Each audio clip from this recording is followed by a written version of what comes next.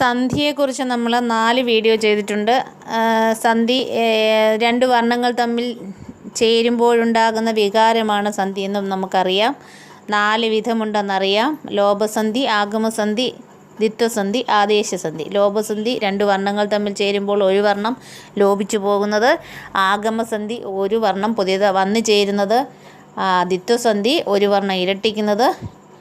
ആദേശസന്ധി ഒരു വർണ്ണം പോയിട്ട് ആ സ്ഥാനത്ത് വേറൊരു വർണ്ണം വരുന്നത്. മനസ്സിലായല്ലോ? അപ്പോൾ ഇനി നമുക്ക് ഉദാഹരണങ്ങളിലൂടെ ഇത് വിശദമായിട്ടൊന്ന് പഠിക്കാം, മനസ്സിലാക്കി ഒന്ന് പഠിക്കാം. ഒരു സന്ധി കണ്ടു കഴിഞ്ഞാൽ, ഒരു പദം കണ്ടു കഴിഞ്ഞാൽ അത് ഏത് സന്ധിയാണെന്ന് നമുക്ക് പെട്ടെന്ന് നിയമങ്ങൾ ഒക്കെ വെച്ച് പഠിച്ചാൽ അത് നല്ലതാണ്. അല്ലാതെ തന്നെ പെട്ടെന്ന് നമുക്ക് എങ്ങനെ മനസ്സിലാക്കാൻ പറ്റുമെന്ന് കൂടെ ഒന്ന് നോക്കാം. 10ാം ക്ലാസ്സിലെ മലയാള പാഠപുസ്തകത്തിലെ കുറച്ച് വാക്കുകളാണ് ഞാനിപ്പോൾ ആദ്യമായിട്ട് നോക്കാൻ പോകുന്നത്. നോക്കിയേ. നിന്നോളമില്ല, നിന്നോളം അധികം ഇല്ല.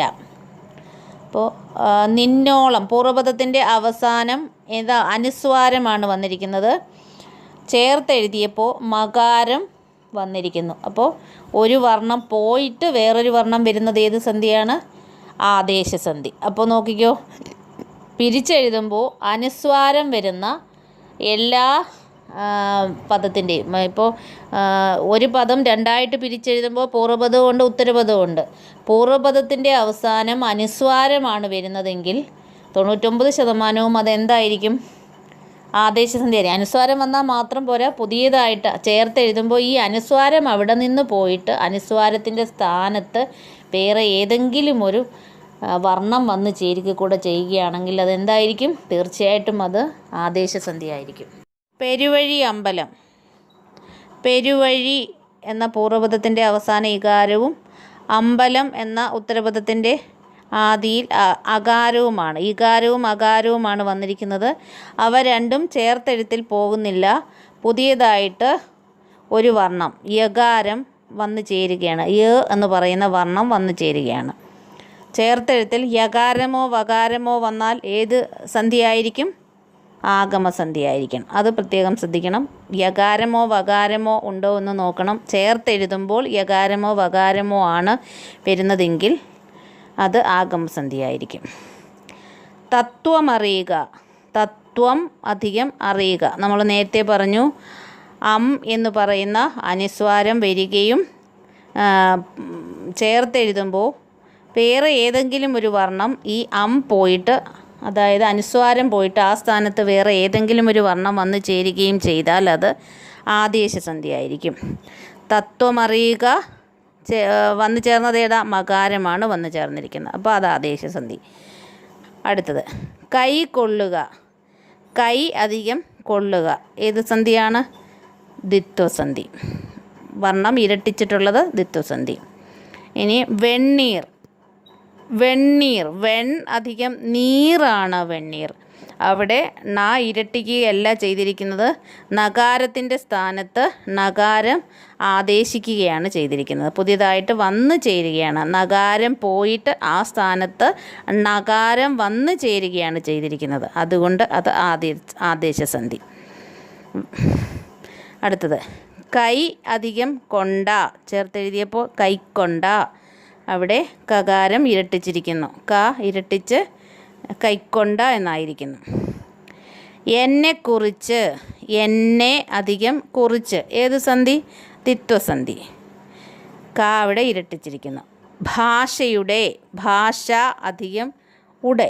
ചേർത്തെഴുതിയപ്പോൾ യകാരമാണ് വന്നിരിക്കുന്നത്. അപ്പോൾ അത് ഏത് സന്ധിയാണ്? ആഗമസന്ധി. ക്രോധം അധികം അല്ലോ. ക്രോധമല്ലോ ഏതാണ്? ക്രോധം. അവിടെ അനുസ്വാരം വന്നിരിക്കുന്നു. ചേർത്തെഴുതിയപ്പോൾ മകാരം ആദേശമായി വന്നിരിക്കുന്നു. അപ്പോൾ ആദേശസന്ധി. പിൻ അധികം കാലം. ചേർത്തെഴുതിയപ്പോൾ പിൽക്കാലം എന്ന് വന്നിരിക്കുന്നു. പിൽ എന്ന് പറയുന്ന നകാരം പോയിട്ട് ലകാരം, പിൽ എന്നിടത്തെ ലകാരമാണ് വന്നിരിക്കുന്നത്. അവിടെ ആദേശസന്ധി. വെടിഞ്ഞെന്നുടെ. വെടിഞ്ഞ് അധികം എന്നുടെ. ഇവിടുത്തെ സന്ധി ലോപസന്ധിയാണ്. നോക്കി, നമുക്കൊന്ന് എണ്ണി നോക്കാം. വെടിഞ്ഞ് അധികം എന്നുടെ എത്ര എണ്ണം ഉണ്ട്? എത്ര അക്ഷരങ്ങളുണ്ട്?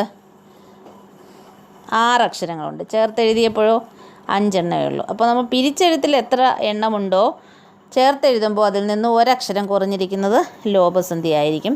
പിന്നെ സമൃദ്ധോകാരം പിരിച്ചെഴുതുമ്പോൾ പൂർവ്വപദത്തിൻ്റെ അവസാനം സമൃദ്ധോകാരമാണെങ്കിൽ സമൃദ്ധോകാരത്തിലാണ് വെടിഞ്ഞ് എന്ന് പറയുന്ന സമൃദ്ധോകാരമാണ് വരുന്നതെങ്കിലും അത് മിക്കവാറും ലോപസന്ധി ആയിരിക്കും.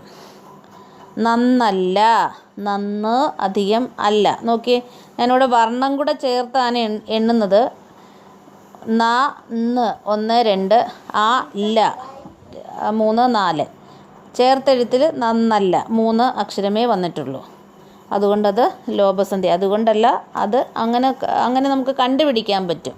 പെട്ടെന്ന് ലോപസന്ധി കണ്ടുപിടിക്കാൻ പറ്റും. ഓ എന്ന് പറയുന്ന സമൃദ്ധോകാരം വന്നിട്ടുണ്ട്. സമൃദ്ധോകാരം വരുന്നതും മിക്കവാറും ഒക്കെ ലോപസന്ധി ആയിരിക്കും. പിന്നെ നിയമങ്ങളിലൂടെ ഒന്ന് ഓർത്താൽ പെട്ടെന്ന് നമുക്ക് കണ്ടുപിടിക്കാൻ പറ്റും. അറികടോ, അറിക. ആ എന്ന് പറയുന്ന വർണ്ണവും എ എന്ന് പറയുന്ന വർണ്ണവുമുണ്ട്. ആ എന്ന് പറയുന്ന വർണ്ണം അവിടെ നിന്ന് ലോപിച്ചു പോയിരിക്കുന്നു. അപ്പോൾ നമുക്കൊരു കാര്യം കൂടെ മനസ്സിലായി. എന്താ? പൂർവ്വപദത്തിൻ്റെ അവസാനമുള്ള വർണ്ണമാണ് ലോപിച്ചു പോവുക എന്ന് നമുക്ക് മനസ്സിലായി. ഇതുവരെയുള്ള ഉദാഹരണങ്ങളിലെല്ലാം ലോപസന്ധിയിൽ നോക്കിയേ, പൂർവ്വപദത്തിൻ്റെ അവസാനമുള്ള വർണ്ണമാണ് ആയോ സമൃദ്ധോകാരമോ ഏയോ ഈയോ ഏത് വർണ്ണമാണെങ്കിൽ പോലും പൂർവ്വപദത്തിൻ്റെ അവസാനമുള്ള വർണ്ണമാണ് ലോപിച്ചു പോകുന്നത്. ലോപസന്ധിയിൽ അങ്ങനെയാണ് സംഭവിക്കുക. ഇനി അദ്വിതീയമായ, അദ്വിതീയം അധികം ആയ ഏത് സന്ധിയ? എന്ന് പറയുന്ന അനുസ്വാരം വന്നിട്ടുണ്ട്. ചേർത്തെഴുത്തിൽ അനുസ്വാരം പോയിട്ട് പുതിയതായിട്ട് മകാരം വന്നിരിക്കുന്നു. അപ്പോൾ ആദേശസന്ധി. ഗാംഭീര്യമുള്ള, ഗാംഭീര്യം അധികം ഉള്ള ഏത് സന്ധിയാണ്? ആദേശസന്ധി. ഉദാത്തം അധികം ആയ, ഉദാത്തമായ ഏത് സന്ധിയാണ്? ആദേശസന്ധി. രചനകളേയുള്ളൂ, രചനകളെ അധികം ഉള്ളൂ. അപ്പോൾ അത് ഏത് സന്ധിയാണ്? ചേർത്തെഴുതിയപ്പോൾ വന്നു ചേർന്ന വർണ്ണം ഏതാണ്? യകാരമാണ് വന്നു ചേർന്നിരിക്കുന്നത്. എന്ന് പറയുന്ന വർണ്ണമാണ് വന്നു ചേർന്നിരിക്കുന്നത്. യകാരമോ വകാരമോ വന്നു ചേർന്നാൽ ഏത് സന്ധിയാണ്? ആഗമസന്ധി. കാളിദാസൻ്റെ എന്നല്ല, കാളിദാസൻ്റെ അധികം എന്നല്ല ഏത് സന്ധിയാണ്? യകാരം ആഗമിച്ചിരിക്കുന്നത് കൊണ്ട് ആഗമസന്ധി. അടങ്ങിയിരിക്കണം, അടങ്ങി അധികം ഇരിക്കണം അവിടെ യകാരം ആഗമിച്ചിരിക്കുന്നു, ആഗമസന്ധി. വ്യസനിച്ചിരുന്നു, വ്യസനിച്ച് അധികം ഇരുന്നു, വ്യസനിച്ച് എന്ന് പറയുന്ന സമൃദ്ധോകാരം വന്നിരിക്കുന്നു. ചേർത്തെഴുതിയപ്പോൾ ആ സമൃദ്ധാകാരം പോയിരിക്കുന്നു. അപ്പോൾ ലോപസന്ധി. അല്ല അധികം എന്ന്, അല്ലെന്ന് ഏത് സന്ധിയാണ്? ആ എന്ന് പറയുന്ന പൂർവ്വപദത്തിൻ്റെ അവസാനമുള്ള ആ എന്ന് പറയുന്ന വർണ്ണം അവിടെ നിന്നും പോയിരിക്കുന്നു. അതുകൊണ്ടത് ലോപസന്ധി. മനസ്സ് അധികം ഇളകി, മനസ്സിളകി അവിടെയും ഓ എന്ന് പറയുന്ന സമൃദ്ധോകാരം പോയിരിക്കുന്നു, ലോപസന്ധി. പാലപ്പൂക്കൾ, പാല അധികം പൂക്കൾ. അപ്പോൾ അവിടുത്തെ സന്ധി ഏതാ? ദിത്വം. പാ അവിടെ ഇരട്ടിച്ചിരിക്കുന്നു. പുകഴ്ത്തി പാടുന്നു, പുകഴ്ത്തി അധികം പാടുന്നു. പാ അവിടെ ഇരട്ടിച്ചിരിക്കുന്നു, ദ്വിത്വസന്ധി. ആളിക്കത്തൽ, ആളി അധികം കത്തൽ. കാ അവിടെ ഇരട്ടിച്ചിരിക്കുന്നു, ദ്വിത്വസന്ധി. വരമ്പിൽ കൂടി, വരമ്പിൽ അധികം കൂടി. കാ അവിടെ ഇരട്ടിച്ചിരിക്കുന്നു, ദ്വിത്വസന്ധി. ഇക്കൊല്ലത്തെ, ഈ അധികം കൊല്ലത്തെ ദ്വിത്വസന്ധി. കായ അവിടെ ഇരട്ടിച്ചിരിക്കുന്നു. പിണങ്ങിയിരുന്നു, പിണങ്ങി അധികം ഇരുന്നു അവിടെ യകാരം ആഗമിച്ചിരിക്കുന്നു.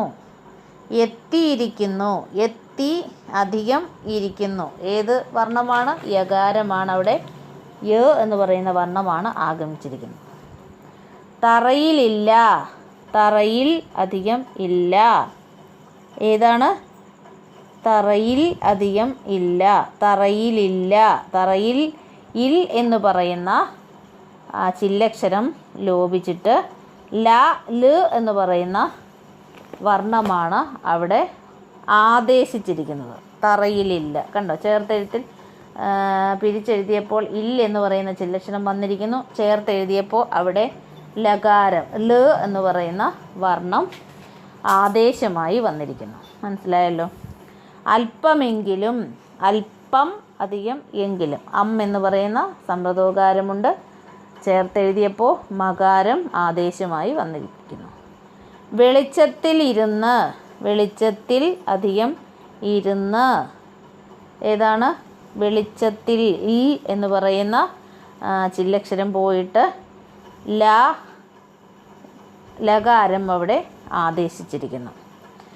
നേരം അധികം എങ്കിലും, നേരമെങ്കിലും, ഏതായിരിക്കും? ആദേശസന്ധി. വിളിച്ചുണർത്തി, വിളിച്ച് അധികം ഉണർത്തി, പറയൂ ഏത് സന്ധിയാണ്? വിളിച്ച് എന്ന് പറയുന്ന സമ്പ്രദോകാരം പോയിരിക്കുന്നു, ലോപിച്ച് പോയിരിക്കുന്നു. ചേർത്തെഴുത്തിൽ സമ്പ്രദോകാരമില്ല, അപ്പോൾ ലോപസന്ധി.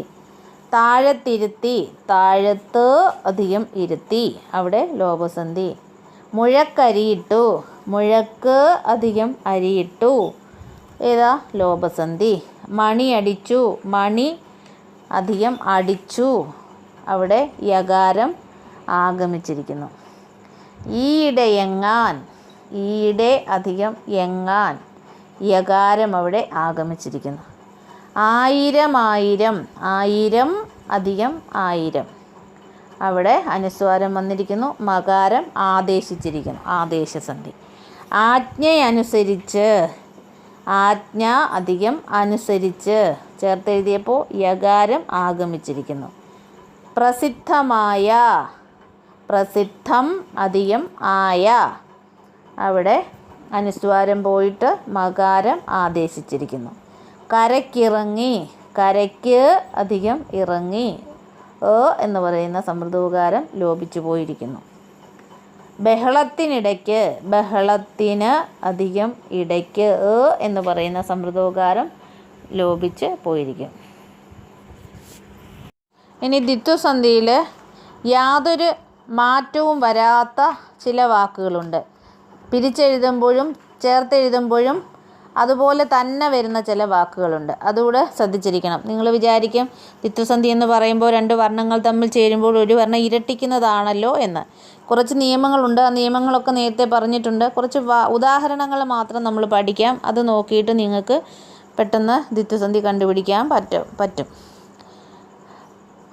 കുടതഴ, കുട അധികം തഴ, ചേർത്തെഴുതിയപ്പോൾ കുടതഴ, അവിടെ ഒന്നും തന്നെ ഇരട്ടിച്ചിട്ടില്ല. പക്ഷേ പൂർവ്വപദത്തിലുള്ള വാക്കുകൾ പിരിച്ചെഴുതിയപ്പോഴുള്ള അക്ഷരങ്ങൾ അതേപടി ചേർത്തെഴുത്തിലുമുണ്ട്.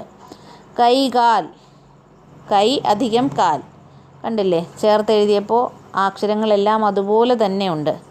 പുര അധികം പണി, ചേർത്തെഴുതിയപ്പോൾ പുരപണി. ആ അക്ഷരങ്ങൾ പിരിച്ചെഴുത്തിലുള്ള അക്ഷരങ്ങളെല്ലാം തന്നെ ചേർത്തെഴുത്തിലും വന്നിട്ടുണ്ട്. ഉമ്പർഗോൻ, കണ്ടോ? അതേമാതിരി ഉമ്പർ അധികം കോൻ. നിറപറ, നിറ അധികം പറ. കുടവടികൾ, കുട അധികം വടികൾ. നിറകണ്ണ്, നിറ അധികം കണ്ണ്. കരിനീല, കരി അധികം നീല. നടന്നു പോവുക, നടന്ന് അധികം പോവുക. കരചരണങ്ങൾ, കര അധികം ചരണങ്ങൾ. കൈകാലികൾ, കൈ അധികം കാലുകൾ. ആനകുതിരകൾ, ആന അധികം കുതിരകൾ. രാ അധികം പകൽ, രാപകൽ, രാപ്പകൽ എന്നും പറയാറുണ്ട്. വീട് അധികം പണി, വീട് പണി. കോഴി അധികം വളർത്തൽ, കോഴി വളർത്തൽ. മനസ്സിലായല്ലോ? അങ്ങനെ ഇങ്ങനെ വരുന്ന, അതായത് പിരിച്ചെഴുതുമ്പോഴുള്ളത് അതേമാതിരി തന്നെ ചേർത്തെഴുതുമ്പോൾ വരുന്നതും മിക്കവാറും ദ്വിത്വസന്ധി ആയിരിക്കും. ഇരട്ടിപ്പ് മാത്രമല്ല. ഇതിന് നിയമമുണ്ട്. നിയമങ്ങളൊക്കെ ഞാൻ ദ്വിത്വസന്ധിയുടെ വീഡിയോയിൽ പറഞ്ഞിട്ടുണ്ട്. അത് നിങ്ങളൊന്ന് കാണുക. ഇനി ഒരു കാര്യം കൂടെ പറഞ്ഞോട്ടെ. ആഗമസന്ധിയിലും ദ്വിത്വസന്ധിയിലും പിരിച്ചെഴുതുമ്പോൾ ഉള്ള പൂർവ്വപദം ചേർത്തെഴുത്തിൽ അതുപോലെ തന്നെ വരും. ആഗമസന്ധിയാണെങ്കിൽ യായോ വായോ ആഗമിക്കും. ദ്വിത്വസന്ധിയാണെങ്കിൽ വർണ്ണം വ്യഞ്ജനാക്ഷരം ഇരട്ടിക്കും. ഇതാണ് കണ്ടുപിടിക്കാനുള്ള മാർഗം. ഉദാഹരണം, ആട അധികം ആഭരണം, ചേർത്തെഴുതുമ്പോൾ ആടയാഭരണം, യാ വന്നിരിക്കുന്നു. ആട എന്ന് പറയുന്ന പൂർവ്വപദം അതുപോലെ തന്നെ വന്നിരിക്കുന്നു. അടുത്തത് തിരുവുള്ളം. തിരു അധികം ഉള്ളം ചേർത്തെഴുതിയപ്പോൾ തിരുവുള്ളമായി പൂർവ്വപദം അതുപോലെ വന്നിരിക്കുന്നു. പിന്നെ വകാരം ആഗമിക്കുകയും ചെയ്തിരിക്കുന്നു. മിന്നൽ അധികം പിണർ. ഇതിലെ ചേർത്തെഴുതുമ്പോൾ മിന്നൽ പിണർ എന്നാകുന്നു. അതായത് മിന്നൽ എന്ന് പറയുന്ന പൂർവ്വപദം അതേമാതിരി വന്നിരിക്കുന്നു. പാ അവിടെ ഇരട്ടിച്ച് ഇപ്പായിരിക്കുന്നു. കറി അധികം കത്തി. കറിക്കത്തി. കറി അതുപോലെ വന്നിരിക്കുന്നു. കത്തി എന്നതിലെ ക ഇരട്ടിച്ച് ഇക്കായായിരിക്കും. അപ്പോൾ ആഗമസന്ധിയിലും ദ്വിത്വസന്ധിയിലും പിരിച്ചെഴുതുമ്പോൾ കിട്ടുന്ന പൂർവ്വപദം അതുപോലെ ചേർത്തെഴുത്തിൽ വരികയും യകാരമോ വകാരമോ ആണ് വന്നു ചേരുന്നതെങ്കിൽ അത് ആഗമസന്ധിയാണെന്നും ഒരു വർണ്ണം അതായത് വ്യഞ്ജനാക്ഷരം ഇരട്ടിക്കുകയാണെങ്കിൽ അത് ദ്വിത്വസന്ധിയാണെന്നും മനസ്സിലാക്കുക.